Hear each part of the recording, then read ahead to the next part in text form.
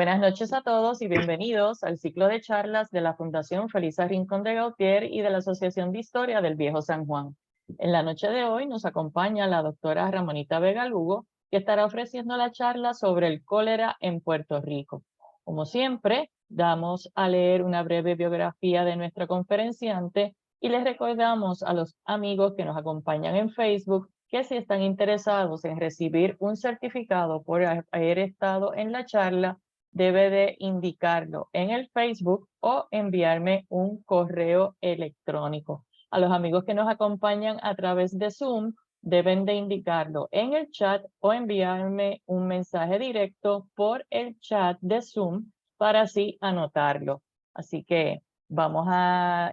leer, como les mencioné, la biografía de la doctora Ramonita Vega Lugo para poder dar inicio a la charla.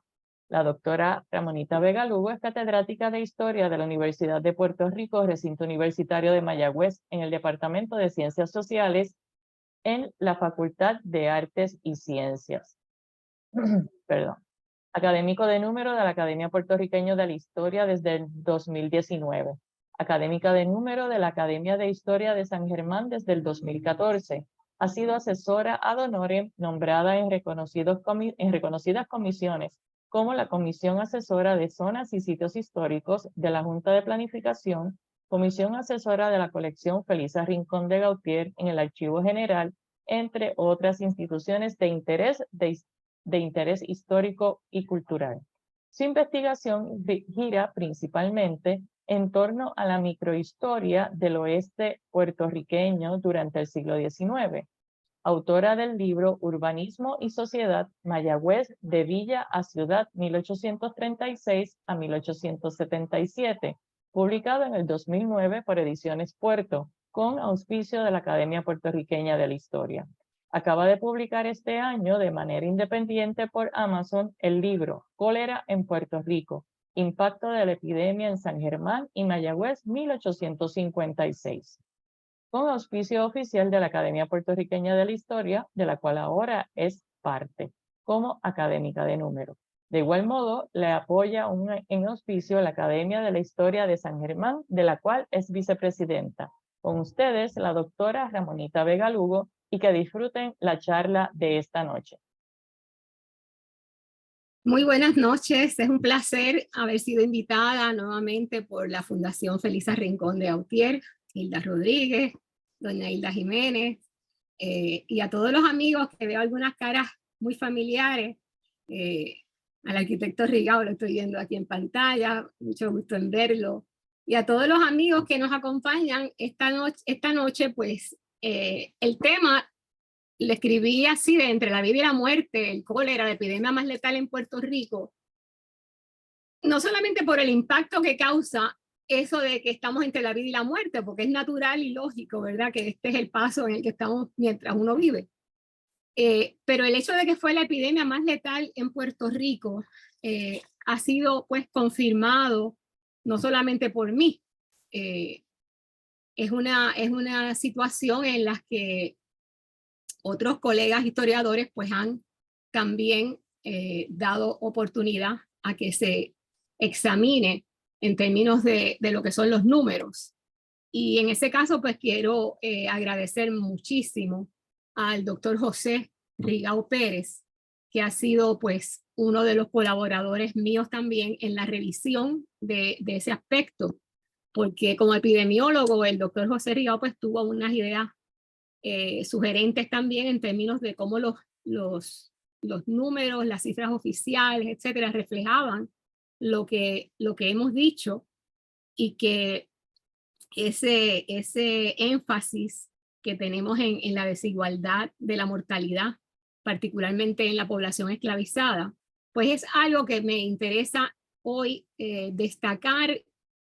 tomando en consideración pues no solamente la población esclava, sino también la población jornalera y todo lo que podemos abonar en términos de esta representación. El libro que citaba Hilda Rodríguez hace un momento es una publicación reciente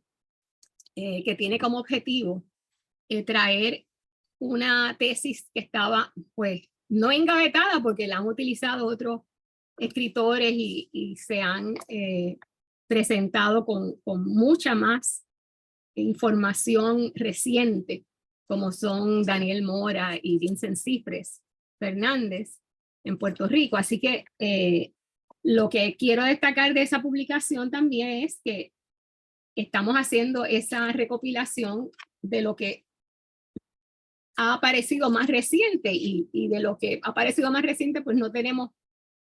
tanto más como tesis, que es lo que nos motivó académicamente en un principio a tenerlo como tema de investigación. Y pues queremos de alguna manera pues destacar que en ese trabajo más reciente pues hay una participación del doctor Carlos Hernández, que no puede estar ahora por motivos de una clase. Y eso pues tiene otro sabor que es el que quiero añadir a esto, y es el de la discusión que tiene que ver con los muertos, que cuando digo entre la vida y la muerte, pues aquí el doctor Carlos Hernández tuvo esa oportunidad de hacer una comparación en lo que sería 6 paseos por los bosques narrativos de Humberto Eco, con lo que él contrasta el bosque y la experiencia de la lectura como un viaje a través de ese escenario, y que el lector se va transmutando en algo así como una suerte de observador de ese universo. En ese rol, ¿verdad?, del lector, pues él nos dice que este pacto que él define como el pacto histórico entre la autora y los muertos de la epidemia del cólera, pues nació de esa tesis de maestría, y dice, cito al doctor Hernández, cumple fielmente el pacto con los lectores, pero además comprende un viaje al universo inexplorado de la memoria, de unos seres que nos están mirando desde el pasado, inanimados y marchitos por los efectos de la enfermedad, en espera de que un medium histórico, en este caso la autora, y con sensibilidad espírita investigativa, los convoque. Y dice, el libro nos parece una propuesta de enjundia, auténtica, erudita y cuasi arqueológica por lo difícil hallar fuentes documentales. Dice, organizar y ocuparse de todo este caudal de documentación era una tarea complicada en los años 80 y agravada por la escasez tecnológica que forjaba a los investigadores a convertirse en monjes copistas. Añado yo sobre esto que dadas las dificultades que teníamos en los años 90 para investigar, de hecho este trabajo se presentó en el 89 como tesis de maestría, el original del cólera en San Germán y Mayagüez. Y en esas épocas pues tuve la oportunidad de tener acceso a fuentes manuscritas en el Archivo Histórico Municipal de San Germán, en el Archivo Histórico Municipal de Mayagüez, en el de Ponce, y con la experiencia que aquí el colega Jorge Rigaud tiene de cómo estuvimos en esos archivos históricos, siempre ayudados por el personal, sobre todo sus directores y directoras, cuando uno investigaba sobre arquitectura. Y en el caso de la epidemia del cólera, pues no fue distinto. O sea, tuve la suerte de contar siempre con el apoyo de los que mejor conocían estos lugares, porque del cólera no se había trabajado extensamente. O sea, lo que había era la sugerencia precisamente de que faltaba un trabajo monográfico que fuera más completo, que abundara en los efectos de la epidemia, porque lo más grave que se sabía era que habían muerto, para el que lo sabía, que habían muerto sobre 30.000 personas, 25.820 oficiales, y pues se podía estimar que más de 30.000, porque precisamente la manera en que se recopilaban estos datos por medio de comisarios de barrio que tenían que llegar hasta el pueblo pasando distintos tropiezos, lo que incluían también el paso de ríos, etcétera.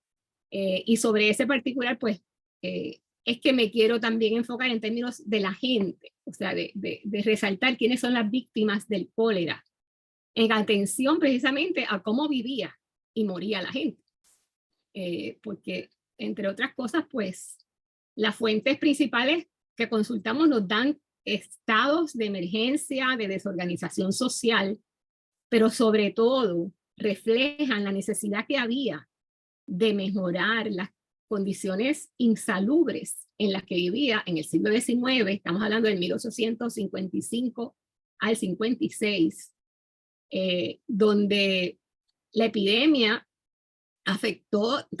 a toda la población, pero sobre todo a esa gente liberta que está a su propia suerte, porque los esclavos en las fincas tenían una atención médica. De ahí que vamos a ver también pues la participación de unos médicos que arriesgaron su vida y que siempre es digno de mencionar, porque reconocemos a Betances, el médico, como el más presentado en los estudios sobre este tema, pero tenemos también que destacar, y eso es parte de lo que vamos a hacer hoy, a otras personas que se destacaron y arriesgaron, y algunos también pues dieron su vida en ese tiempo. Así que cuando hablamos de la localización en términos de San Germán y Mayagüez, me imagino que están viendo la presentación en pantalla. No sé si me imagino que sí, si alguien me confirma. PowerPoint, la próxima imagen que presentaba sobre lo que es la portada y contraportada del libro, pues no quiero entrar en ella en detalle que no sea decir, aparte de que el diseño fue por Javier Rivera, la portada, perdonen que se me pasó aquí la imagen. El destaque de Mayagüez y San Germán, que son los lugares últimos del siglo XIX, en 1856, por eso nos enfocamos en este caso en el 56, con San Germán y Mayagüez. Y entonces destacamos lo que va a significar esta epidemia más allá de esos números, porque la información que tenemos disponible siempre nos deja pensando que naturalmente pueden ser más que 25,000. Y recientemente traigo a colación este enlace de Andy del nuevodía.com, sin que eso sea ningún auspicio a esta conferencia ni nada por el estilo. Simplemente que las epidemias y la repetición de la historia es el tema del colega Joseph Harrison, cuando escribe que hubo una serie de eventos catastróficos en Puerto Rico desde el 1918 que tienen que ver nuevamente secuelas que son similares a lo que hoy nos parece nuevo, que es lo que se destaca, ¿verdad? en esta lectura. Y cuando hablan del temblor del 18, pues debo añadir que precisamente bajo esa misma sensibilidad, la doctora Lorna Jaramillo, en un proyecto que tenemos en conjunto reciente, pues no solamente utiliza el terremoto, sino también las catástrofes del siglo XIX para ver ese conjunto y el registro de lo que nos afectó adversamente en el 19 y qué podemos aprender precisamente de estos eventos y su repetición, porque no es que uno quiera sembrar el pánico, pero cuando uno lee los riesgos epidémicos actuales que tenemos en el mundo, la aparición en el último decenio del siglo XX de brotes de peste bubónica, de cólera, de malaria, de tuberculosis, de fiebre amarilla o de difteria, ahí es que uno se da cuenta también de que lo que parecían enfermedades que estaban erradicadas, son enfermedades que 20 años atrás pues no se pensaba que iban a estar tan recientes como ahora, y algunas de ellas, como la peste o el cólera, se han convertido en los últimos días y años, en auténticas pesadillas para muchos países. Y hay un trabajo que se publica en una revista electrónica de geografía y ciencias sociales, volvemos al aspecto interdisciplinario, que nos ayuda también a ver cómo los especialistas en población mundial y sus escritos reflejan la importancia de seguir mirando qué ha pasado en términos de cómo se transmiten estas enfermedades y qué posibilidades hay de ayudar a las poblaciones. En el caso de la del cólera, pues es una de las que se transmite, obviamente. Debo dar un pequeño resumen de cómo se transmite el cólera, para los que no lo conozcan. Y eso pues tiene que ver precisamente desde el siglo XIX, en su origen en Asia, y cómo alcanza Europa por primera vez en los años 30, cómo se va desarrollando rápidamente, y el agente patógeno, o sea, lo que se conoce como la transmisión por el Vibrio cholerae, pasaba por el excremento humano a través de la comida o del agua contaminada, y encontraba entonces terreno fértil en estos lugares que estaban insalubres, principalmente en los centros urbanos del siglo XIX. Así que en los lugares que más se concentraba la población, en estas ciudades, y además, pues,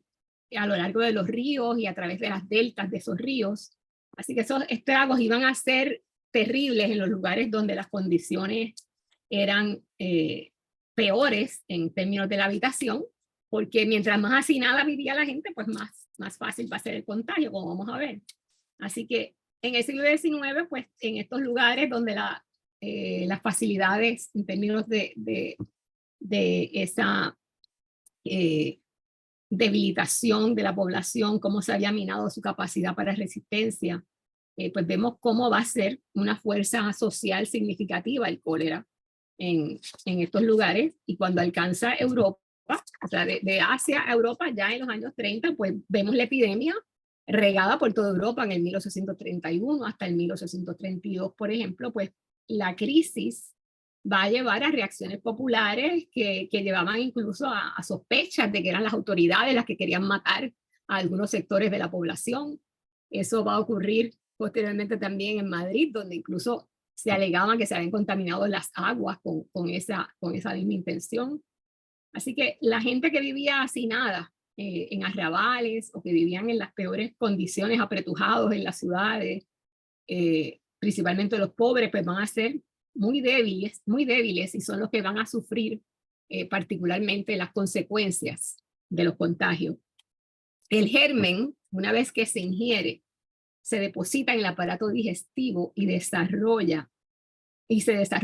hasta que le produce la muerte. A ese parásito se le da nombre a fines del siglo XIX, a final del siglo XIX, por los estudios de Koch, de Pasteur y otros, que llevaron a creer incluso en ese tiempo que el microbio estaba en la atmósfera. Así que bajo ese supuesto aseguraban que el microbio era absorbido con el aire al verificarse la respiración. Y la mayoría estaba conforme en admitir que el contagio y propagación del cólera se hacía por medio del hombre en primer lugar, quien una vez contagiado lo transportaba de un sitio a otro. Ahora, es también pues la contaminación por la impregnación, precisamente con cualquier cantidad de deyección colérica que hubiera en las aguas, igual que los alimentos mismos cuando se consumen. Así que esta ingestión de alimentos contaminados sigue siendo un problema en muchos lugares del mundo.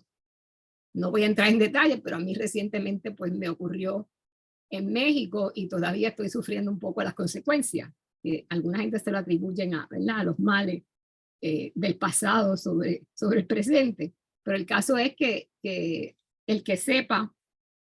o entienda lo que es padecer de algún problema gastrointestinal podrá entender mejor cómo estaban en realidad entre la vida y la muerte, porque hubo lugares donde literalmente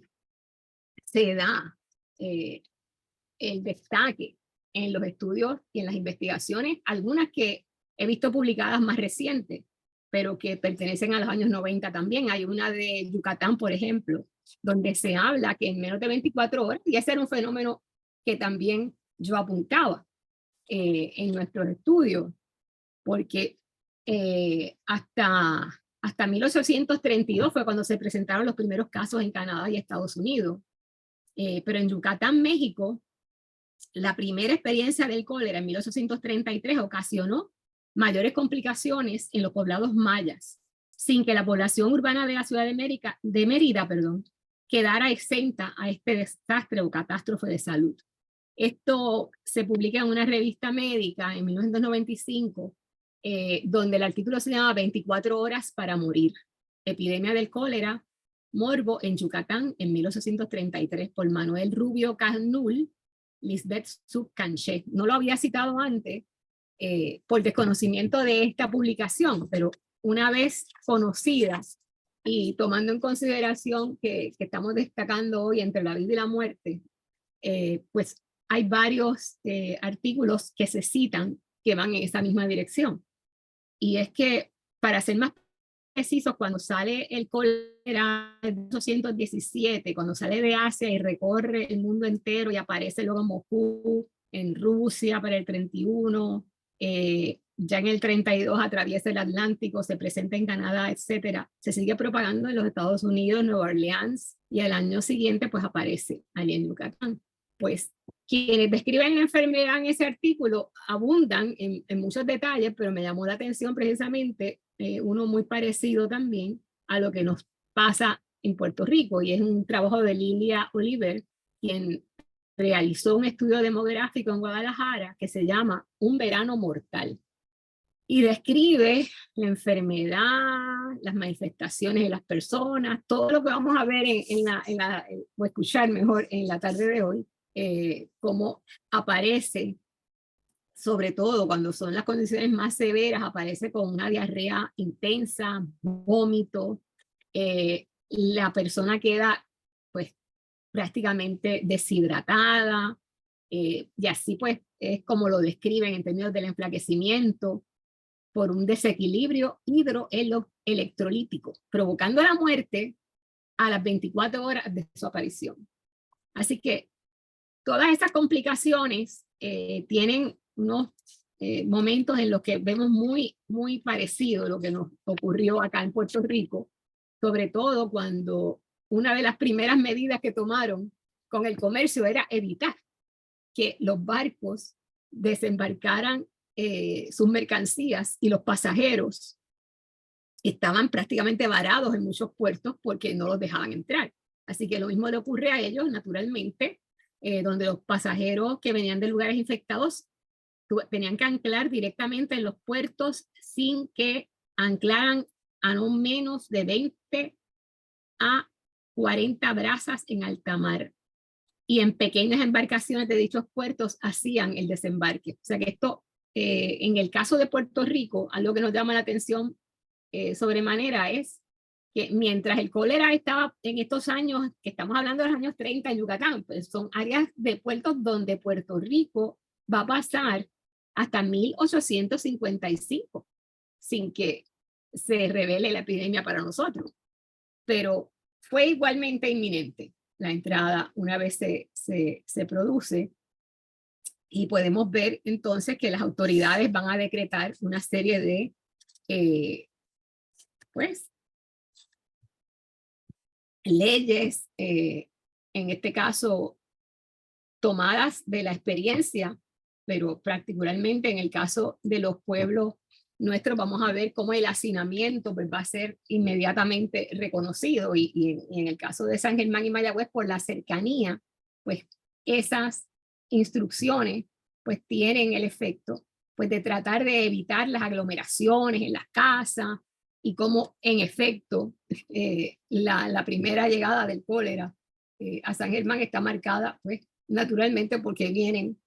personas contagiadas de Mayagüez.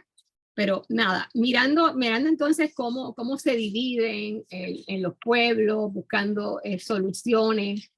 vemos que para todos va a ser prácticamente una condición bastante similar, porque las autoridades sanitarias van a, por lo común, van a tratar, ¿verdad?, de emplear toda serie de remedios, y en el caso de las habitaciones en México utilizaban la cal viva como un sudorífico para que la gente se le pusiera en lugar de desodorantes. O sea que esa era la manera en que ellos tenían, dice, aplicable al aparecer el primer síntoma de la enfermedad, se aconsejaba tener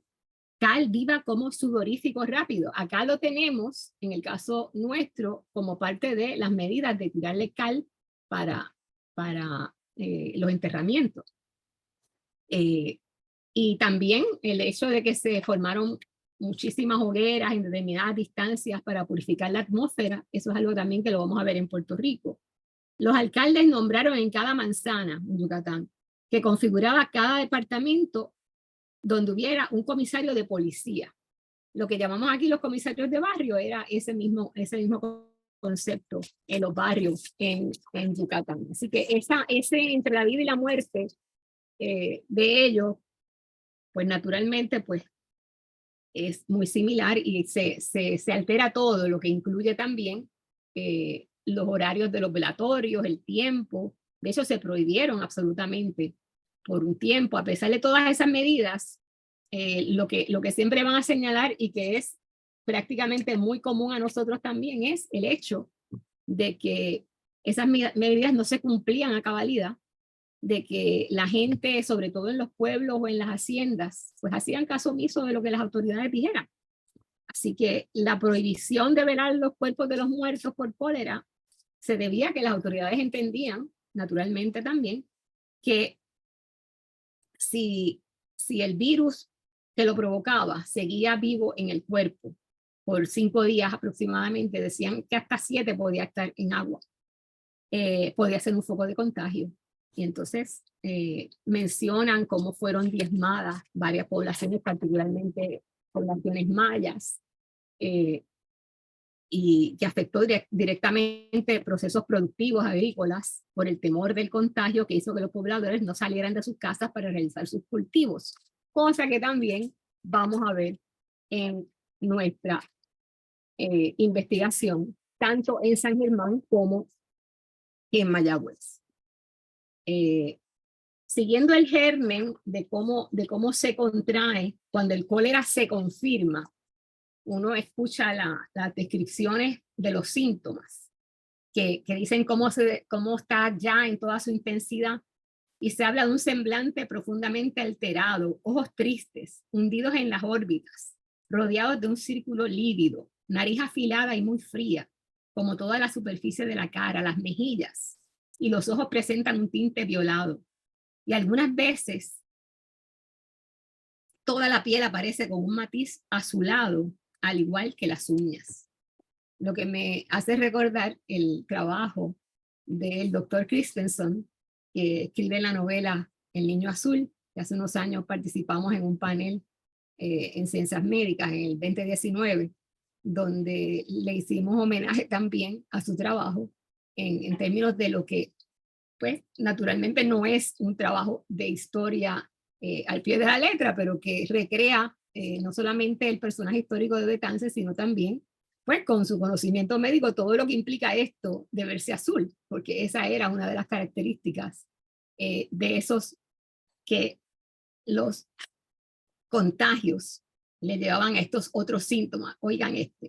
calambres más o menos violentos, lengua húmeda y fría, vómito primero de sustancia bilioso y últimamente un líquido blanquecino como agua de arroz, otra vez sanguinolente como el agua donde se ha lavado la carne, supresión de orina, sed excesiva, ansiedad, mucho miedo a la muerte y un ardor quemante a la boca del estómago que abraza al enfermo, voz alterada, débil y apenas perceptible, aliento frío, pulso pequeño y contraído, facultades intelectuales por lo común íntegras, algún aturdimiento y sordera. Entonces añádanle ustedes todos los sentimientos que hay envueltos y las angustias de ver una persona en esas condiciones. Al colérico, como no se le ocultaba la muerte, decía un estudio de Betances, famoso por demás, porque ahí es que describe cuáles van a ser sus aportaciones al tratamiento del cólera. Decía, al colérico, como no se le oculta el peligro en que se halla la expresión del terror que no se borra ni con el agotamiento de fuerzas, le da una fisionomía particular que no se olvida nunca, más cuando se ha observado una sola vez. Bajo esos términos es que particularmente uno pues queda no solamente conmovido, sino también interesado en ver cuáles son las condiciones y la manera en que se vivía en este tiempo para lograr no solamente dar unos datos numéricos de cuáles son la cantidad de las víctimas, sino poder ver el fenómeno humano. Y no se sabía con certeza en ese tiempo cómo era que se transmitía la enfermedad. Así que para ellos las características que observaban los médicos y los tratamientos que les daban, pues se limitaban a veces a las recetas y a remedios comunes. Por eso va a ser bien importante ver la aplicación no solamente de eméticos o purgantes, sino también de lo que llamaban sangrías, que eran remedios comunes, y a veces todos los remedios se usaban a la vez. Los que estén padeciendo de algún mal hoy día saben que esto es muy común en cualquier parte, o sea que a veces los remedios, dicen que el remedio puede ser peor que la enfermedad, y sobre todo si la gente lo aplica sin tener claro cuáles son las consecuencias de eso. Y en el caso del remedio, que se usaban purgantes y sangrías, dejaban al enfermo tan y tan agotado, que muchas veces, como les dije, el remedio era peor que la enfermedad. Morían deshidratados por esas sangrías. Y ese remedio de las sangrías es un tratamiento básico para el cólera, que representa el uso de sanguijuelas que se incrustaban en el ano, y por lo menos 15 de ellas, que podrían extraerle aproximadamente 1 onza de sangre cada una. Así que esa situación, se cree que decenas de miles de pacientes con esos tratamientos fueron llevados a la tumba queriendo curarlo. Ahora, cuando vemos en la actualidad lo que les decía hace un momento del regreso de las plagas, la Organización Mundial de la Salud pues continuamente nos mantiene al tanto de cuáles son los últimos números, etcétera. Y pues este artículo que les citaba del 95, pues tiene una continuación en esto que estoy presentando de una publicación del Nuevo Día el 19 de mayo de este año 2023, donde se observan nuevos brotes de cólera en 24 países, aunque más de 1.000 millones de personas en 43 países están en riesgo. Y lamentablemente, pues el cólera sigue haciendo noticia. O sea, cuando miramos estos números, dice, en situación de crisis aguda están Burundi, Camerún, la República Democrática del Congo, Etiopía, Kenia, Malawi, Mozambique, Somalia, Siria, Zambia y Zimbabue. Y nosotros quizás pensemos que estamos exentos, ¿verdad? Que estamos muy lejos del África y de ellos, pero estamos bien cerca de una de nuestras repúblicas hermanas, que es Santo Domingo y Haití. Y por vía mayormente de Santo Domingo o del mismo Haití nos llegan las posibilidades de que no podemos dejar de tomar precauciones en términos de detener cualquiera de estos síntomas a tiempo, porque de igual manera pueden costar la vida. Los problemas, sobre todo por el acceso a agua potable, a servicios de saneamiento, como dice allí, son la causa central de la epidemia del cólera. Así que el agua, la higiene, la dignidad como seres humanos, las vacunas que pueden ayudar a detener la cadena de transmisión allí como preventivo, etcétera. Y entonces, viendo lo rápido que mata el cólera, pues se necesita reaccionar rápido, como dice allí, para salvar vidas. En el caso de Puerto Rico, la última gran extensión del cólera fue en 1961, curiosamente el año de mi nacimiento, y tuvo su inicio en Indonesia, desde donde se extendió rápidamente a la India, y en la India es una de estas condiciones que siguen siendo enfermedades de naturaleza pues continua, porque la falta también de condiciones higiénicas en su mayoría en países africanos fue la causa principal de que esa bacteria, el Vibrio cholerae, se propagara rápidamente en el agua y en los alimentos. Así que es algo bien simple, bien sencillo en términos de saber ya cuál es la causa principal, pues entonces se pueden tomar medidas de salubridad. Pero en términos del registro de nuestro estudio del cólera a través del mundo, pues uno vio que en ese recorrido que tuvo el cólera se convertía en un tema que los médicos,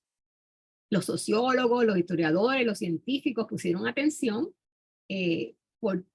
todo lo que esto significaba en términos de la especialidad en las distintas etapas en las que esto se desarrolla. Y entonces hay unos aspectos temáticos y metodológicos que comienzan con los estudios que vimos en Rusia, donde el cólera presentaba reacciones sociales violentas. Dice un estudio de Roderick McGrew, que se reconocía que los ricos podían morir. Pero esto solo parecía subrayar el peligro de vivir cerca de los pobres que siempre sufrían. Los estudios estadísticos de los centros urbanos del siglo XIX indicaban una relación directa entre la incidencia del cólera y aquellas áreas donde la mortalidad en general era mayor, donde abundaba más el crimen y donde las condiciones de vida eran posiblemente las peores.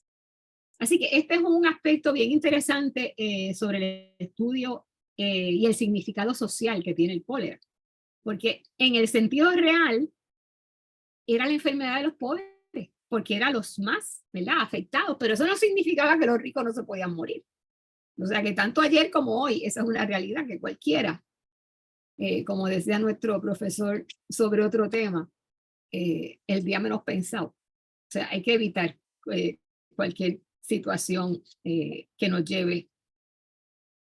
para padecer una epidemia como esta, una enfermedad como esta. Dice, tampoco podemos asegurar que todos los lugares con malas condiciones fueran víctimas del cólera. Así que esto era algo que también hacía enigmático el tratamiento, el poder estar seguros, porque era impredecible cuál iba a ser la selección de las víctimas. Así que lo que va a usar el gobierno en términos de sus normativas, etcétera, van a ver que ven una crisis como tal en la enfermedad, y nosotros aprovechamos en términos de lo historiográfico todas esas crisis para compararlas con lo que representó el cólera en Puerto Rico. Como les decía, las fuentes primarias que consultamos en San Germán y en Mayagüez representaron una muestra de lo que era ese estado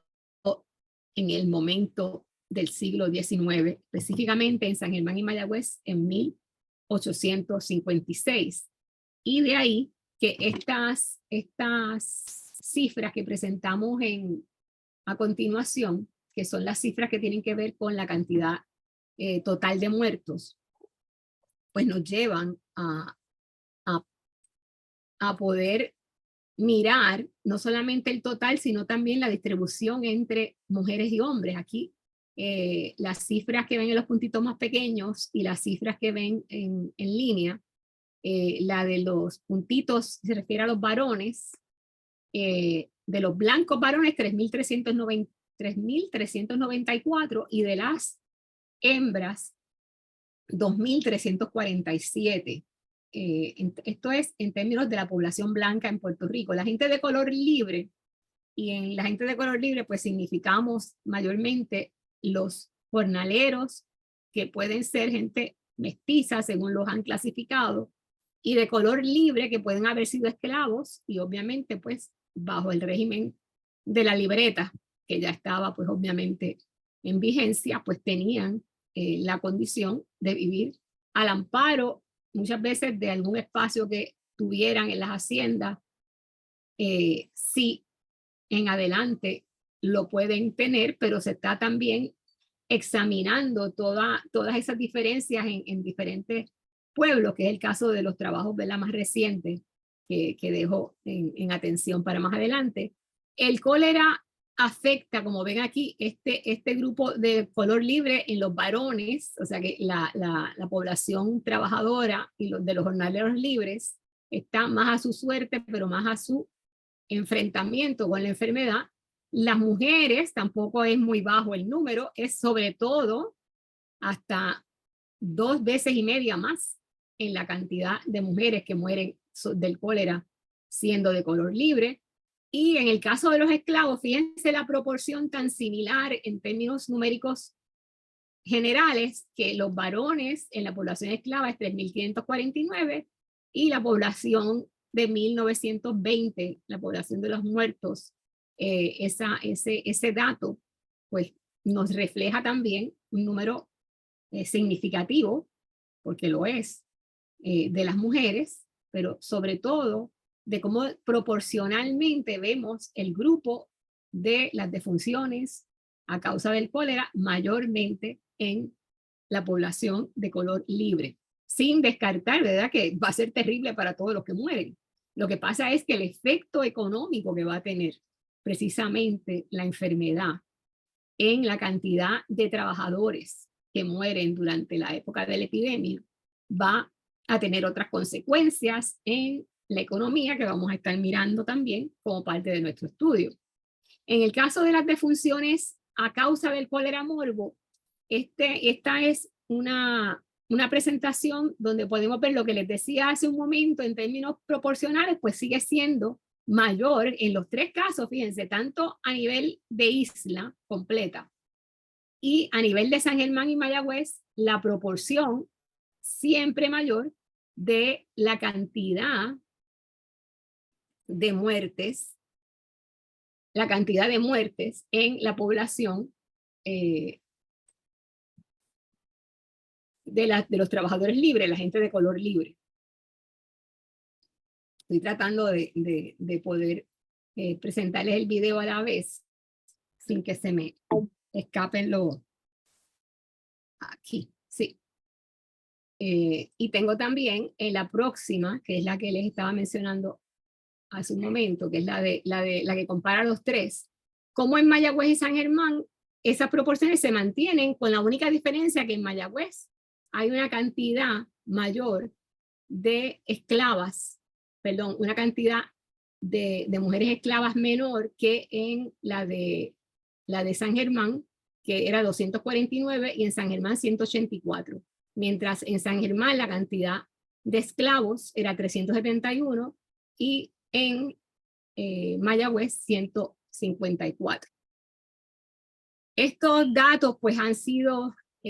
siempre de mi parte, ¿verdad?, aproximados, porque vuelvo y digo, tenemos siempre la sospecha de que esas cifras se elevan mucho más, porque la manera en que se recopilaban los datos era con los comisarios que iban diariamente a llevar esto al ayuntamiento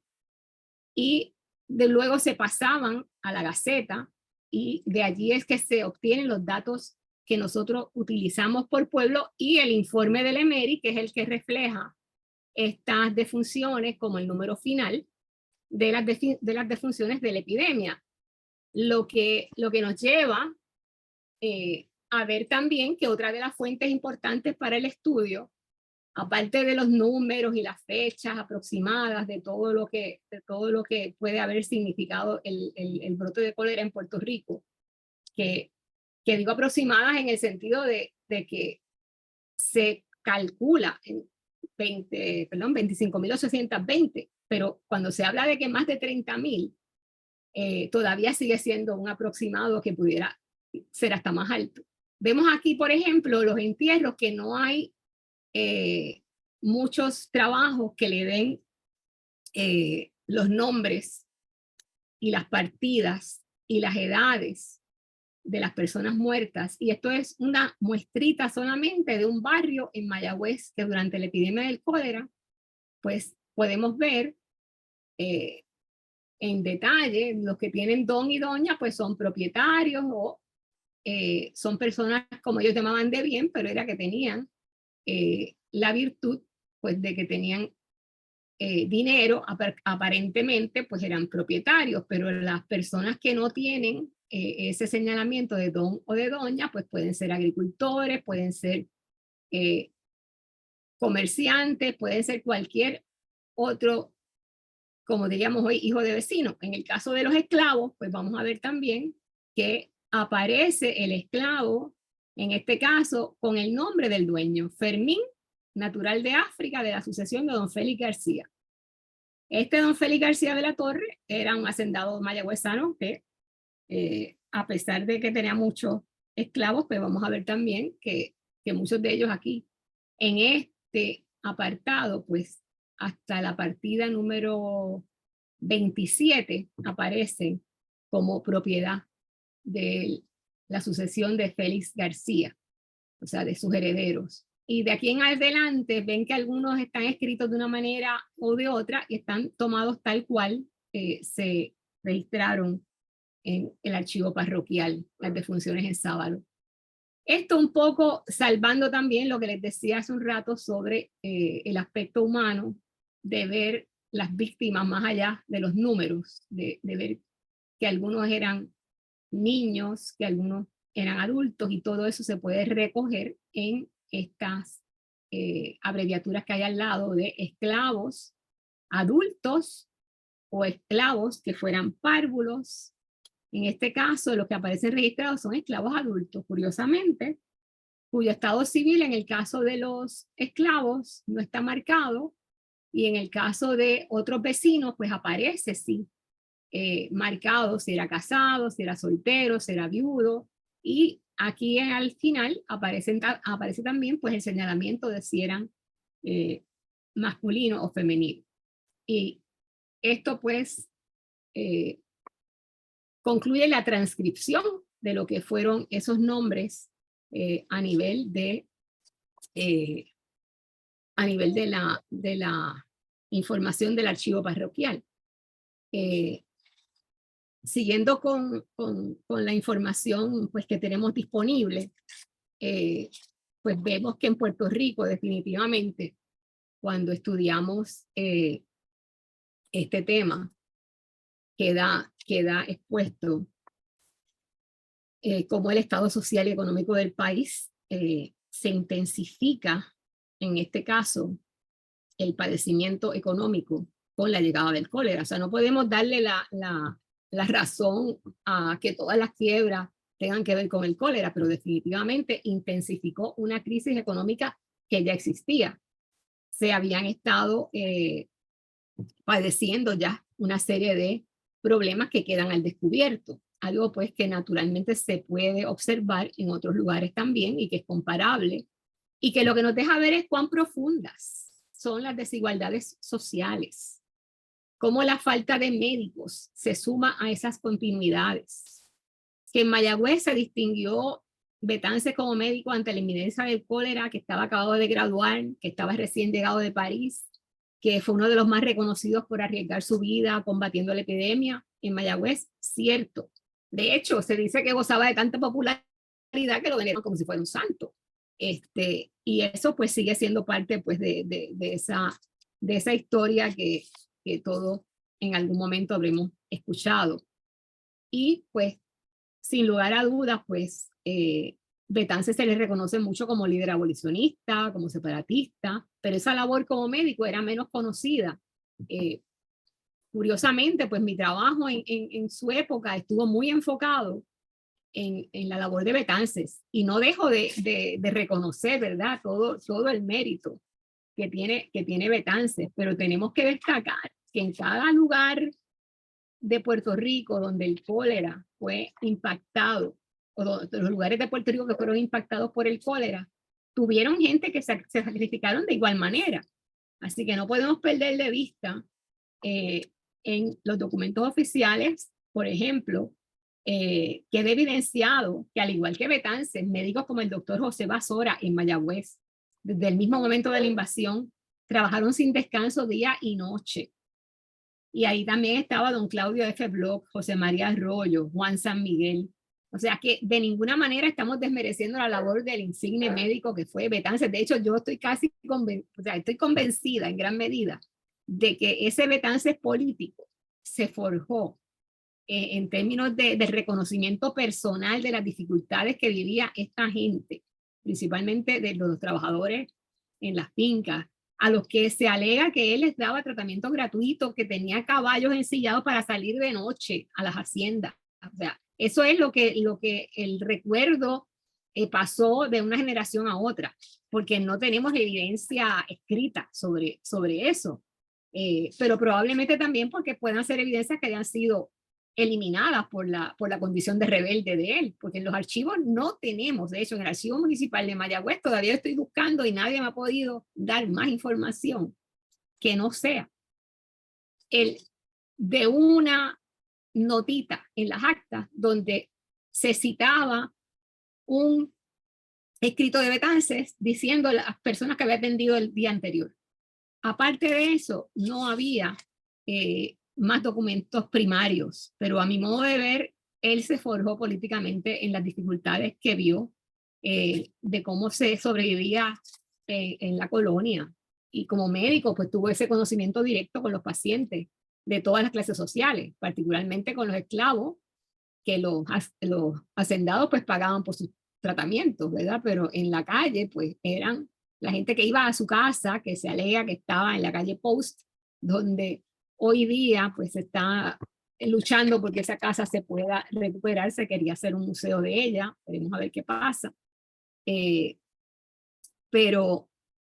también tenemos que ver que el gobierno español le ponía precio a la cabeza de Betances por las situaciones políticas que todos conocemos, ¿verdad? Y que cuando estudiamos el Betances, el médico, pues vemos otra dimensión de lo humano. Pero en el libro que acabo de sacar sobre el cólera, escribo un epílogo precisamente para destacar que además de Betances, como les dije, entre todas las visiones que pueden haber del héroe o el villano, opino que nos corresponde evaluar su espacio de acción como hombre de su tiempo y circunstancia. Y finalmente traigo a colación, gracias al trabajo de una colega historiadora, Rosario Goico, que produjo una tesis con detalles sobre Pedro Jerónimo Goico. Y cuando vemos los males de la colonia, otro rebelde para las autoridades fue ese Pedro Jerónimo Goico, que regresaba también mucho tiempo antes, graduado de la Sorbonne, y que ejerció su profesión en Puerto Rico como médico homeópata. Y esa es una dimensión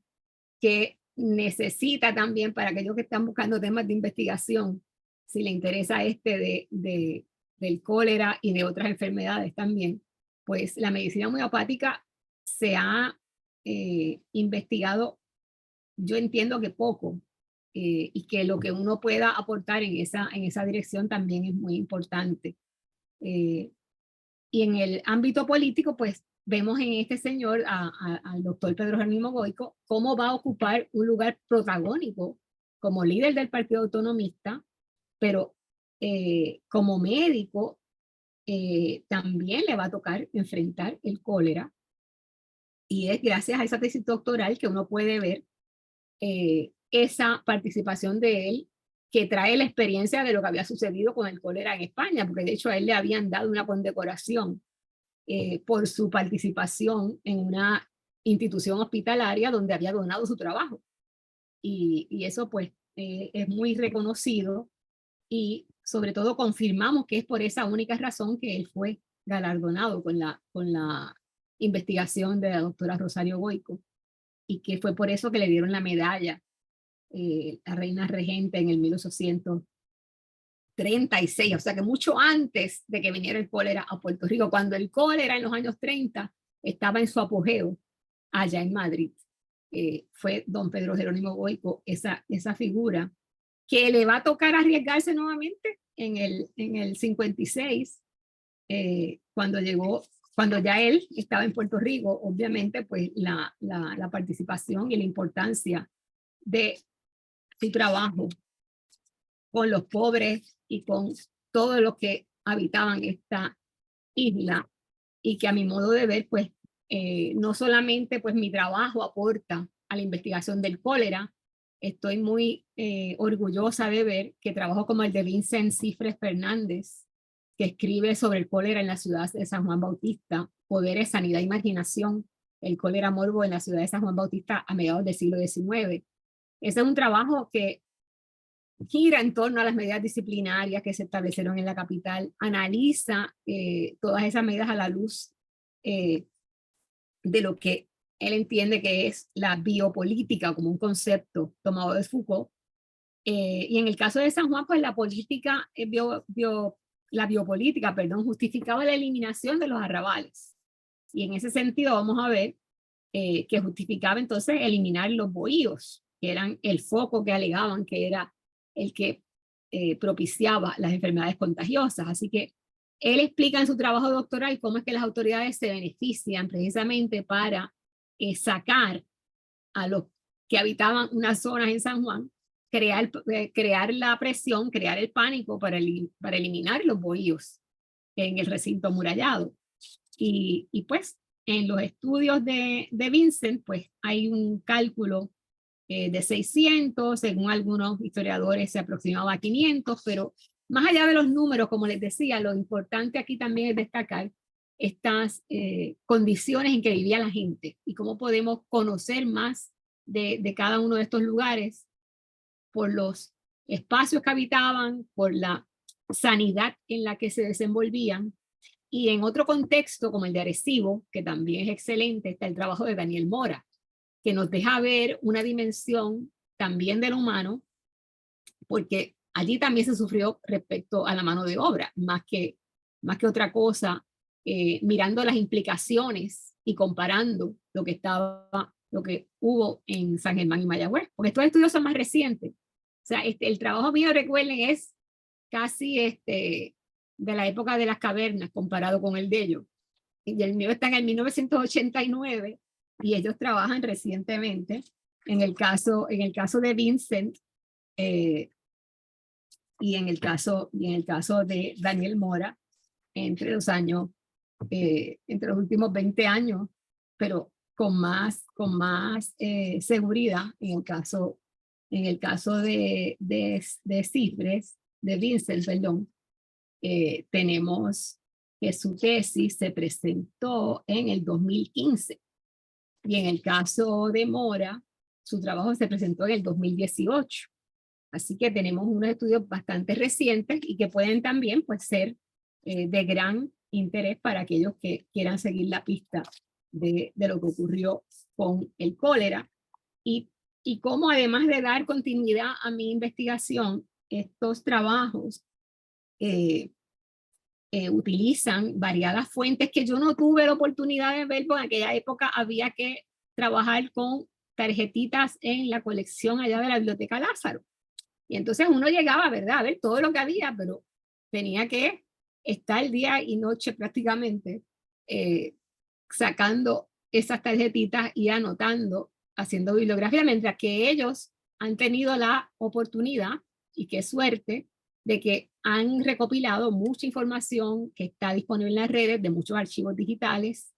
Estamos tratando de conseguir, no solamente por mi investigación o la de ellos, sino por la de todas las investigaciones que hay pendientes en otros archivos en Puerto Rico, que se puedan digitalizar, porque ahora pues tenemos a través del Ministerio de Cultura Española una selección de documentos que han sido digitalizados. Y la gente cree que tiene todo, pero todavía hay que ir personalmente a esos archivos. O sea, eso no está todo digitalizado, pero hay que empezar. Y esa es mi lucha en los últimos tiempos, en la medida en que se pueda conseguir y que los que están aquí presentes o tengan alguna injerencia en esas lides puedan contribuir en algo. Yo sé que el Archivo General comenzó algo con algunas partes de lo que son inventarios, pero todavía eso refleja que va a costar mucho y todavía no nos da acceso a los documentos completos. El caso es que todo lo que hemos planteado en términos generales sigue siendo algo que no me permite a mí decir que la debacle sea mayor en ninguno de los dos pueblos que estudié afanosamente, pero el revés económico es significativo cuando lo vemos a largo plazo, porque el asunto de que en Mayagüez las autoridades le negaron lo que pedían los vecinos de que le dieran exención contributiva en su momento, no quita el hecho de que hubo gente que los estudios de Ricardo Camuñas demuestran de que estuvieron precisamente endeudados, arruinados, algunos de ellos en la región. Y en ese aspecto, pues hay otros trabajos que siguen llevándonos a mirar lo que fueron los sucesos del Grito de Lares en el 68, donde el cólera es uno de esos antecedentes a lo que fueron las condiciones económicas que fueron propiciando el que hubiera tanta gente dispuesta a rebelarse, no por el cólera, sino las condiciones en las que económicamente se vieron afectados. Los que siguen mirando la documentación propia de este tiempo, pues pueden ver que la epidemia le sirvió de excusa a muchos para tratar de evadir las responsabilidades, pero no le eximió de las responsabilidades en el pago del subsidio. Así que en los documentos se advierte también cuán inseguras eran las condiciones de vida del siglo XIX, de cómo el gobierno se veía imposibilitado para detener el avance de la epidemia, precisamente porque también se desconocía, hay que entender que se desconocía el virus como tal, cómo se transmitía, la escasez de médicos, y aún así nuestro pueblo de Mayagüez tenía 6 médicos, eso era una queja continua de que no había médicos, pero el gobierno le contestaba precisamente que tenía muchos más que en otros sitios donde solamente había uno, y en algunos donde prácticamente no había ninguno. Así que la naturaleza de todo esto, principalmente para los pobres, cuando los enfermos eran ordenados a seguir una dieta. ¿Qué dieta podían llevar los pobres? Si la parte que tiene que ver con evitar alimentos de mala calidad le provocaba desorden intestinal, podía de hecho empeorar con la invasión del cólera, que llevaban entonces más rápido al desenlace fatal, que es lo que vemos hoy. En el caso de San Germán, hay un ejemplo en mi trabajo de un médico que advierte de 6 individuos que no le informaron que se encontraban atacados de diarrea y habían dejado de comer durante 6 días. Cuando le dicen al médico que están enfermos, pues a los pocos días sucumbieron. O sea, ya no había tratamiento. Tanto en la costa como en la población de San Germán, gran cantidad de personas moría por los desarreglos que cometían al comer. Comían lo que les parecía. Y por lo regular estos desórdenes se veían con más frecuencia, decía el ayuntamiento. Se veía con mayor frecuencia entre los pobres porque comían lo que les parecía. Y que tanto sus amos, y en este caso también para enfatizar en los esclavos, sus amos como los que le cuidaban, no cesaban de vigilarlos. Dice, nos consta por la documentación que no todos los hacendados cumplieron con las medidas recomendadas. Hay un informe de un comisario de barrio en Guánica, por ejemplo, que habla de que los esclavos de un hacendado llamado don Tomás Ramírez de Arellano habían sido despachados y andaban regados por el barrio sin amparo. Asimismo, se encontraban los jornaleros de las haciendas ubicadas cerca del puerto de Guánica, expulsados de las haciendas donde estaban empleados y a causa de no encontrar dónde trabajar para ganar su manutención. O sea que esta gente que estaban no solamente indigentes, sino también bajo las condiciones de no conseguir o de ser expulsados de las haciendas. Dice, en el casco de la población de San Germán,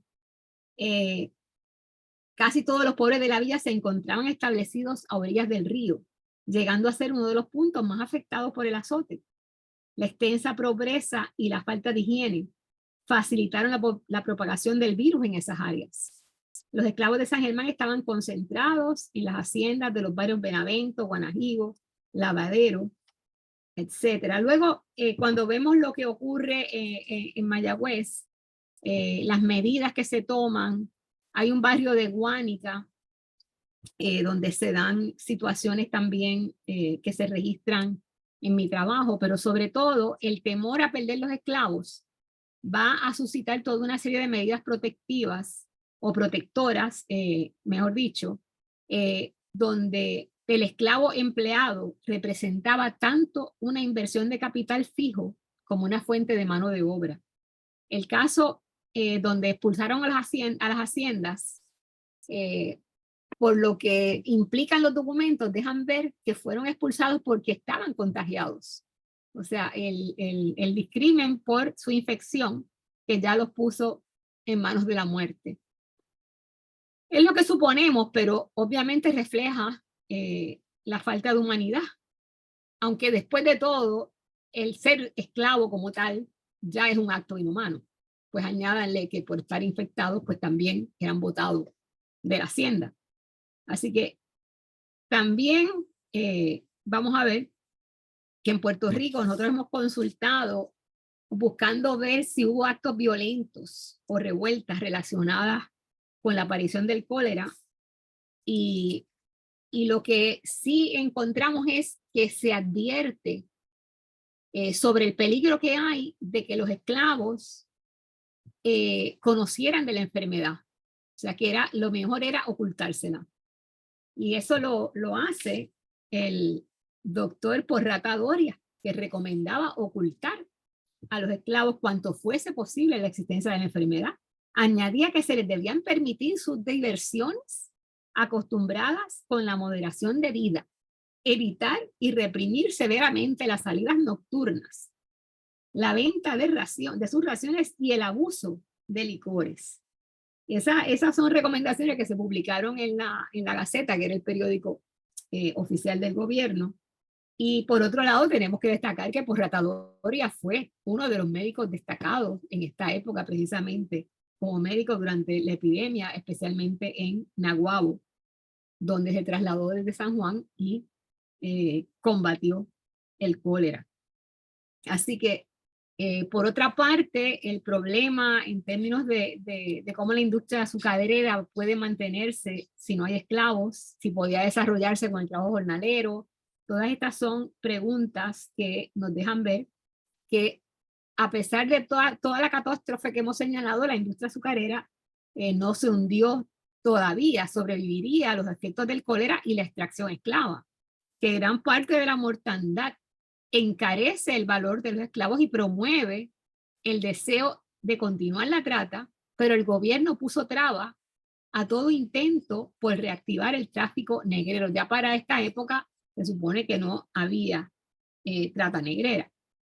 El problema de la falta de brazos continuaba ocasionando perjuicios. Y la falta de brazos estaba presente, no por la epidemia, estaba también antes de la epidemia. O sea, no se contaba en las haciendas con todos los esclavos que querían y se hallaban siempre en atraso. Así que esta es otra situación que añade a cómo los jornaleros también vivían en la miseria y el abandono. Así que, vuelvo y repito, los documentos nos dejan ver cuán inseguras eran las condiciones de salubridad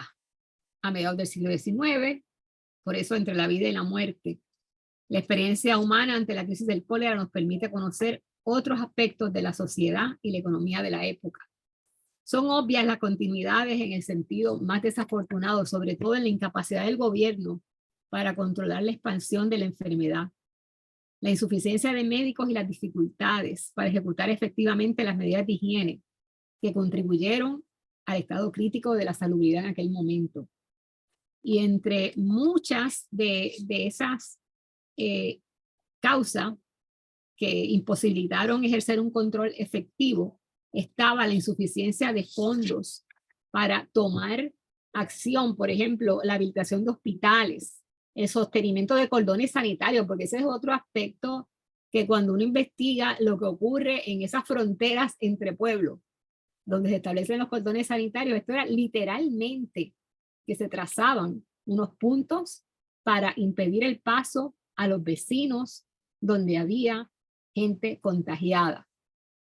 Pero ¿quién va a creer que eso se sostiene? O sea, era una medida de protección, pero no es infalible. Así que la otra manera en que vemos a las autoridades desde temprano, por lo menos en términos del contagio inicial en Puerto Rico, fue evitando pues la entrada de barcos que vinieran contagiados. Pero sobre ese particular, pues hay mucho que especular en el sentido de que el contrabando que podía haber hecho en alguna medida también posible esa entrada de barcos mucho antes, no se dio. O sea que sigue siendo una incógnita para nosotros, los investigadores, cómo pasaron más de, en el caso de los años 30, que ya estaba en América, sobre todo desde México, que podía ser fácil que pasara para nosotros, desde Cuba también. O sea, cómo no hubo ese contagio antes, hasta el 1855. Es interesante. O sea que la epidemia definitivamente se va a expandir a causa de las situaciones comerciales, que de todos modos nunca va a ser conveniente aislarse. Si vemos los cordones sanitarios y las cuarentenas, que era la otra fórmula para evitar que se cerraran, obviamente, los negocios y que de alguna manera, a pesar de todos esos desórdenes, el cólera se convierte en una gran experiencia sanitaria, porque lo que tenemos como conclusión en los estudios de médicos como el doctor Salvador Arana Soto, que de alguna manera el cólera definitivamente contribuye a patentizar la urgencia de una reforma sanitaria en el país. Y como diría mi amigo Joseph Harrison en la primera parte de esta presentación, ¿cómo se repite la historia? Pues no hace falta que yo haga muchos señalamientos al respecto, ¿verdad? En términos de la urgencia de las reformas sanitarias. Así que esa experiencia me permitió a mí, de una manera casi arqueológica de investigación, tocar este tema y escudriñar no solamente las curiosidades del pasado más remoto, sino también poder entender estas continuaciones con las que vivimos, los riesgos que hay precisamente de no tener los mecanismos y los controles sanitarios adecuados para todo el mundo. Nos deja ver que nos queda mucho por conocer sobre la historia de Puerto Rico, pero esta es una pequeña contribución con la cual, pues, naturalmente, hablando de la vida y la muerte, como he señalado tantas veces hoy, pues les dejo muy agradecida por toda la atención que me han brindado en esta noche. Muchas gracias. Muchísimas gracias a la doctora Ramonita Vega. Vamos a pasar a las preguntas y comentarios. Desde Facebook le saluda la doctora María Fátima Barceló. Gracias. Como siempre, y comenta, usted fue la pionera en este tema y ese distintivo está asegurado. Igualmente le envíen saludo a la doctora Sandra Enríquez. Así que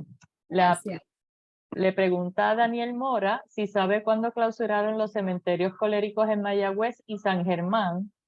sí, cuántos cementerios fueron, y en el caso de Arecibo solo fue uno. Sí, entiendo, pero no recuerdo ahora mismo si tengo el documento, se lo paso, si tengo copia de ello, de que hay unas circulares posteriores ya en el año siguiente para inmediatamente después de dar por definitivo ya el contagio, que se cierran oficialmente, o sea, en el 57. Hay una, creo que aparece en la Gaceta, pero tendría que localizársela para pasársela, porque estoy hablando por la memoria y puede la memoria fallar. Quiero darle la evidencia. Gracias.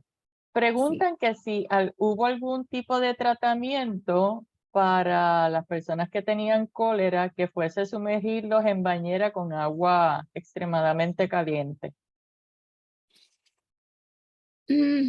No necesariamente es lo que encontramos en la documentación, porque están las advertencias estas generales, pero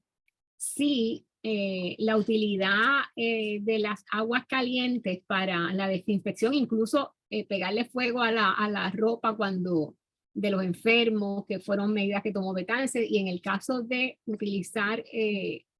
el agua caliente como tal para sumergirlos, esa parte pues no la tengo presente de recuerdo.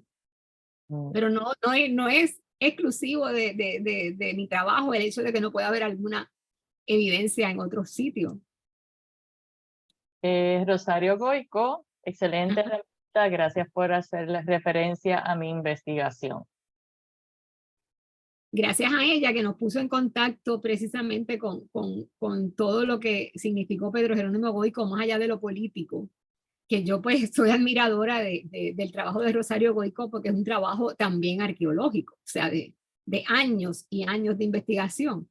que el que esté en discrepancia pues necesita sumergirse, ahí sí digo yo, sumergirse por muchas décadas en los archivos para llevar evidencia de lo contrario. Y en el caso mío, pues ya ha pasado mucho tiempo y los jóvenes que están trabajando pues tienen esa oportunidad de aportar mucho más en lo que uno ha trabajado. En referencia a esa pregunta, Daniel Mora comenta cataplasmas, ladrillos calientes alrededor de las camas, entre otras cosas relacionadas con el calor que hacían acelerar la deshidratación. El remedio, como decía ahorita con la sangría, el remedio era peor que la enfermedad. Comenta Kevin Rupizá. Muchísimas gracias, profesora. Recuerdo con mucho cariño cuando nos enseñó a investigar a través de su investigación sobre el cólera. Le pregunto, ¿ha encontrado alguna documentación relacionada al cementerio provisional Las Bóvedas en Hormiguero? No específicamente el nombre de las bóvedas, pero en Hormigueros hay muchas anécdotas que contar, sobre todo con la familia de doña María Luisa Belvis, que fue el personaje que yo en algún momento destaqué de que murió en Hormiguero, y siendo pues Hormiguero parte de San Germán, pues se documenta, y se documenta de una manera extraña. O sea, Kevin, gracias por darme la oportunidad de hablar sobre esto. Pues Kevin es un estudiante muy destacado, hoy día es un historiador reconocido de Hormigueros, con su estudio sobre la patrona de Hormiguero y su iglesia y basílica. La cantidad de admiración pues es mutua en el sentido de la investigación, pero te voy a decir que más adelante podemos compartir también datos sobre ese elemento de doña María Luisa Belvis, porque ya la enterraron a la hora de haberse muerto y filmaron el comisario, el médico y todas las autoridades como que había muerto de muerte natural, y todo el mundo sabía que había muerto de cólera. Y entonces en el barrio Benavento y la entierran y todo eso. O sea, si el de las bóvedas está en el Benavento, pues no lo sé, pero sí sé que en este caso en particular no había la oportunidad que se daba en algunos casos, que la gente pedía permiso para enterrar sus parientes en la hacienda cuando eran gente pudiente que podían hacerlo.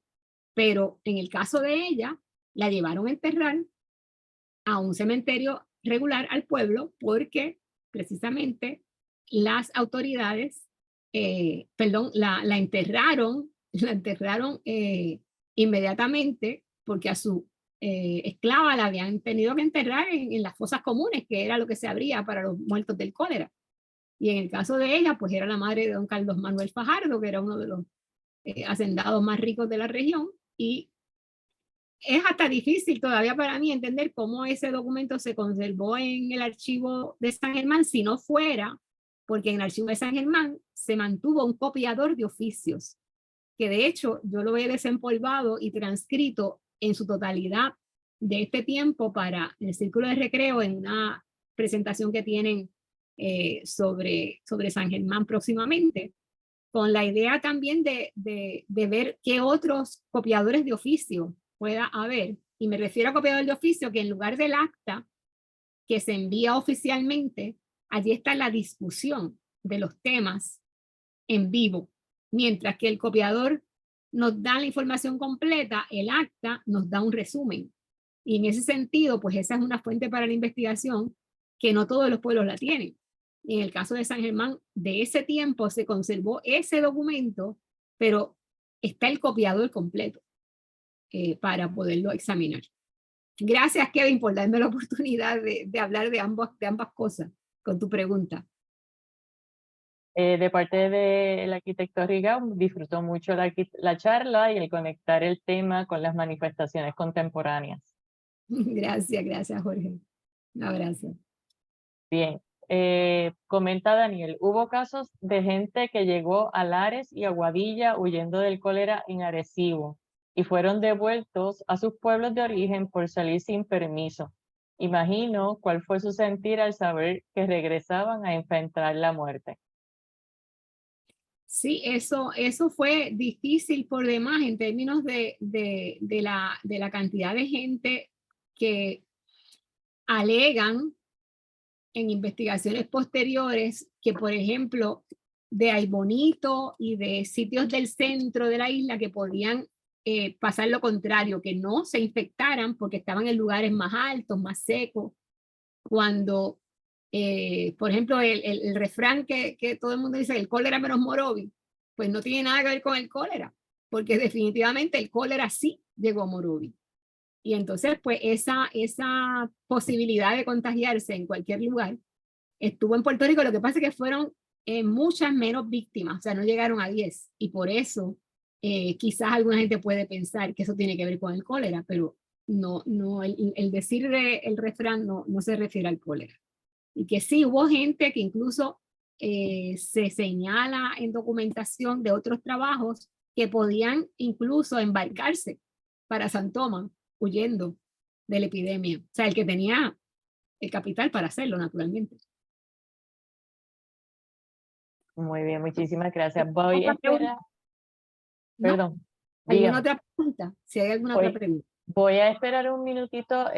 por Facebook, que sé que siempre tarda un chin en escribir las preguntas, para aprovechar y anunciar la próxima charla del 28 de septiembre, que está a cargo de Daniel Mora.